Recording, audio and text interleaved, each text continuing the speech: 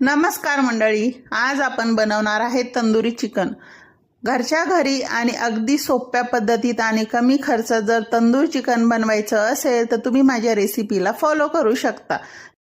आपल्याला chicken marinate करायचं आहे। त्याच्यासाठी बिना पाण्याचं दही घ्यायचं, आलं लसूणची पेस्ट, हळद, तिखट, टिक्का मसाला आणि लिंबू पिळायचा आहे, अर्ध चवीपुरतं मीठ घालायचं आहे, धनेपूड घालायची आहे आणि आपल्या घरात जो असेल गरम मसाला थोडासा तो टाकायचा आहे। थोडंसं तेल टाकून हे सर्व मिश्रण चिकनला छान लावून घ्यायचं। चिकनचे पीस तुम्ही तुमच्या आवडीनुसार छोटे मोठे ठेवू शकता।